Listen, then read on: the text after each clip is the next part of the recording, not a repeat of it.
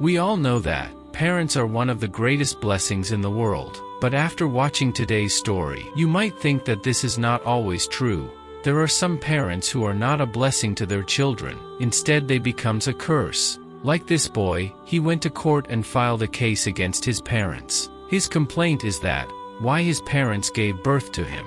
Giving birth to him is the biggest crime of his parents. What are you wondering? Why did this little boy sue his parents? Or how he made the case? Keep watching the video to know.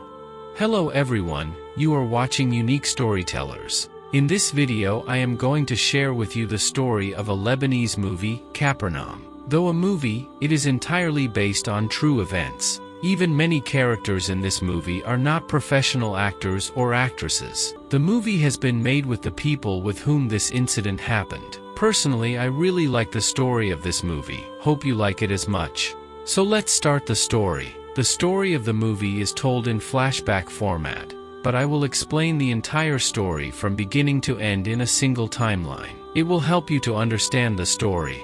This little boy's name is Zayn. This is Zayn's father Salim and this is Zayn's mother Swad. Zayn has no shortage of siblings, because in all he has about 8 to 9 brothers and sisters, but Zayn's favorite sister is Sahar. He loves Sahar the most among all his siblings. Sahar is only 1 year younger than him. Zayn's family lives in a slum area in Boluwatife, Lebanon. They are all Syrian refugees, that is their original home was in Syria. But after the war started in Syria, their family took refuge in Lebanon, a country right next to Syria. Their family is very poor. Somehow their family runs by doing various odd jobs and daily wages. Zayn works in a shop of a man named Assad, and Assad is the son of their landlord. Zayn doesn't like Assad at all, because his father has promised to Assad that his sister Sahar would wed Assad when she grew up, but Zayn never wanted her sister to marry Assad. One day, Zayn and his siblings were selling juice on the street. Then Zayn saw a few drops of blood on Sahar's pants. He realizes that his sister is on her period. He immediately took his sister to a public toilet and washed her panties there.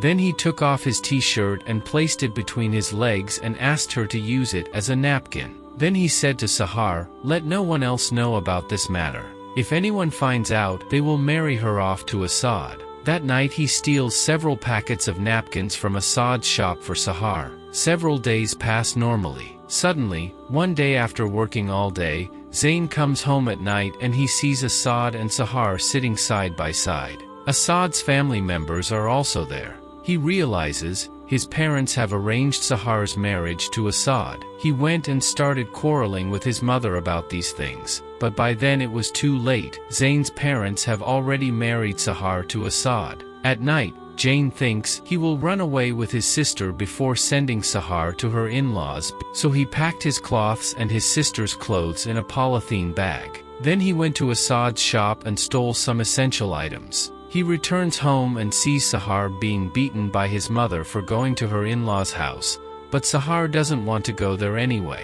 Zayn starts fighting with his mother and yells at her not to send Sahar. Then his father came and forcibly took Sahar in his arms and went out to bring her to her in-laws' house. Zayn chases them for a long time but he can't catch them.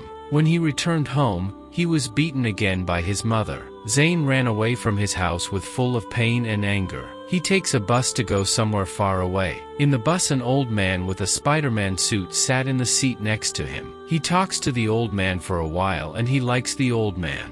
The old man got off the bus in front of a park. Zayn also got off the bus and followed the man into the park. He went to the park and shouted to the man, but he can't find the man anywhere. Not finding the man, he wandered around the park and passed the time. Now let me introduce you to another important character of the movie. This is Rahil, and her story is more troubling. Her originally home was Ethiopia in Africa.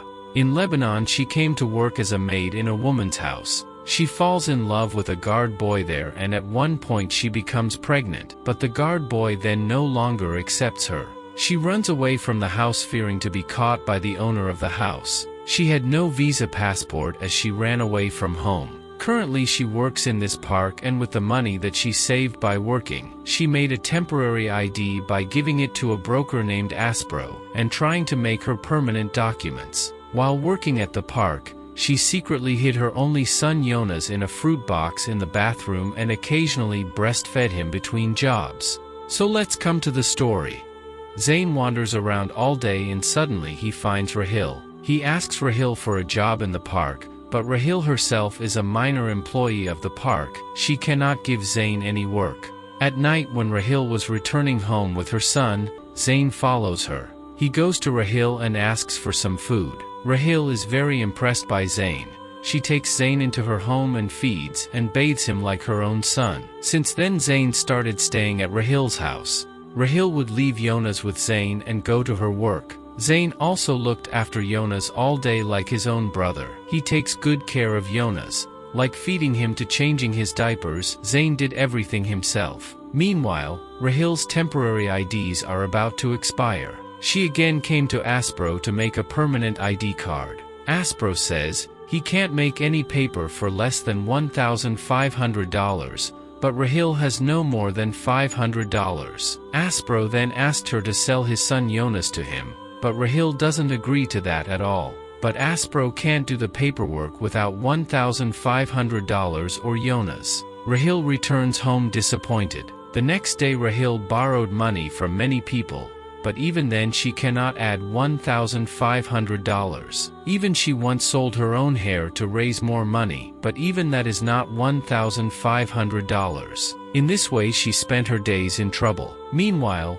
one day she was caught by the police for not having legal documents. The police sent her to jail, but still she did not tell the police about her child. She fears that if the police find out about her child, they may leave her child and send her back to her home country. Inside the prison she flushes her own breast milk into the bathroom, so that in no way the police can know about her child. On the other hand, Zayn is completely unaware of this. He is waiting for Rahil to come home. A full day passes. Rahil does not return. Zayn looks after Yonas alone. Next day, he took Yonas with him to Rachel's workplace, but the man there informed him, Rahil did not come to work yesterday. The man also gives him Aspro's address and tells him to look for Rahil there. Zayn walks all the way to Aspro with Yonas in his arms. Hearing that Rahil has not returned home, Aspro calls Rahil's phone, but the phone was switched off. He then sends Zayn off with some food. On the street, Zayn meets a street girl named Maysoun while eating food. They talk a lot among themselves. Zayn spends the night in the street with Yonas. The next morning, he returns to Rahil's home. Little Yonas has not eaten for a whole day. When they came home, Yonas started crying with hunger, but there is no food in the house. Zayn sneaks out and steals another neighbor's baby food and brings it to Yonas. Then Yonas calmed down a bit after eating.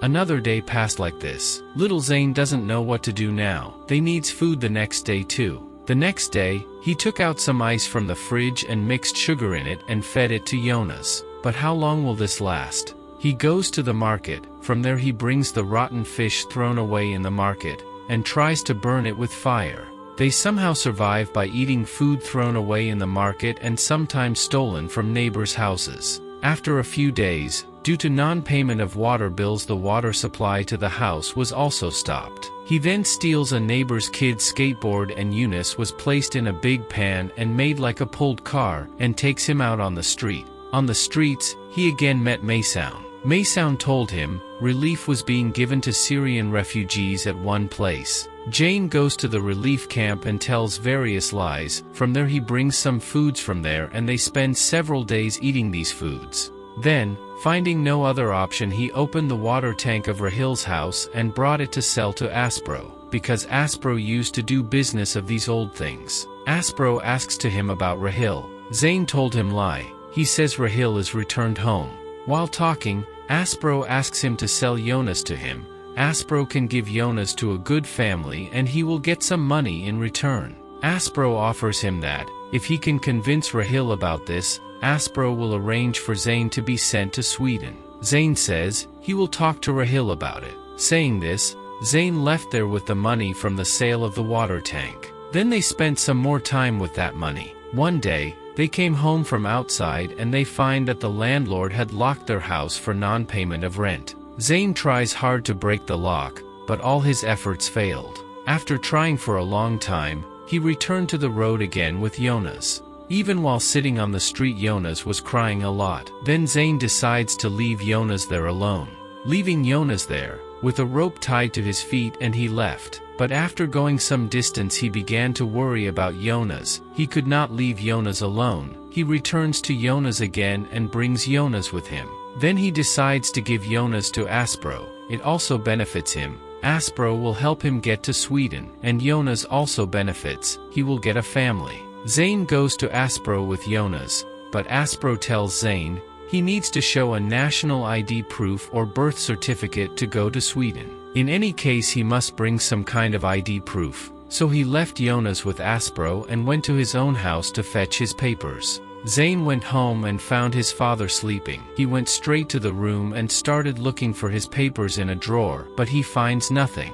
Then his mother came and saw him and asked him where he had been running away. Zayn shouts that he just came to collect his documents. Just then his father wakes up and hears Zayn asking for documents. His father pulls him away and shows some papers, saying it is a notice paper to vacate the house. It is a bill of thousands of money in the hospital. Saying this, he pushed Zayn out of the house. Then Zayn asked, "What is the hospital bill? Who was admitted to the hospital?" His parents remained silent. Zayn understood that his beloved sister was admitted in the hospital. Then his father told him, "Sahar is dead." Zayn asks how she died. What did Assad do to her? Both his parents are silent. Zayn bursts out of the room crying with a knife. Both his parents run after him, but they cannot catch him. He stabs Assad with a knife, and the police caught him. He was sentenced to 5 years in prison. The prison to which he was sent, Rahil, was also kept in that jail. Their jail was a special jail because of most of the prisoners here were refugees. One day, Rahil spots Zayn while taking his away. She shouts to Zayn to know about Yonas. Then both of them were taken to the officer room. Here they informed the police about Aspro. According to the information given by them, police was arrested Aspro. It was then revealed that Aspro had detained many refugees, including Yonas, for smuggling. Then Zayn spends his days in jail. One day, Zayn's mother comes to visit him, but Zayn doesn't like his mother at all. In his mind, he developed a strong hatred for his parents. His mother tells him she is pregnant. She is going to be a mother again. Zayn's another brother or sister will be born. Zayn simply says he hates her and he never wants to see his mother again. Saying this, he leaves from there. He spent his days in jail. This jail was a special jail for refugee children. There was also TV and telephone. There was a program on TV, which Jane used to watch often. On that program, people could complain against injustices that happened in their own lives. Zayn calls the event and says he wants to file a complaint against his own parents. He said that, "Will only oppression, tyranny and beating survive in my memory? All over the body is the scar of the belt injury. My life has no value. I thought one day I will live with honor in a civilized society, but finally I got my place in this jail." The words he said live on this TV came to the attention of a female lawyer. Next day the woman lawyer comes to meet him in jail. It was through this woman that Jane sued his parents. As usual, his parents and Assad were also summoned to the court. In front of judge in court, he tells everything that happened to him. At first, judge questions Jane's parents. Why did they marry such a younger girl to Assad? Salim says he wanted his daughter to live in a good family and not in a poor family like them, so he married his younger daughter to Assad. Judge then asks Assad why he married such a younger girl. Assad says his mother was also married at a younger age. He thought this age was right for marriage, but he never realized that Sahar would die giving birth. Judge then asked Zayn, "What do you want from them?" Zayn says, "I don't want my parents have more children. The one who is now in my mother's womb will come to this world and will be in the same condition as me." The court could no longer judge him, who currently lives in Norway. At present, his life is going well. After hearing his life story, the Norwegian government granted him citizenship and allowed him to stay in that country. These facts are not shown in the movie. I have found this information by searching Google. On the other hand, Rahil was also given back to his son Yonas. I couldn't find her current situation on Google. Hope you liked the video. If you really like it, then subscribe our channel. God bless you and stay well. So, goodbye for today. Thank you so much.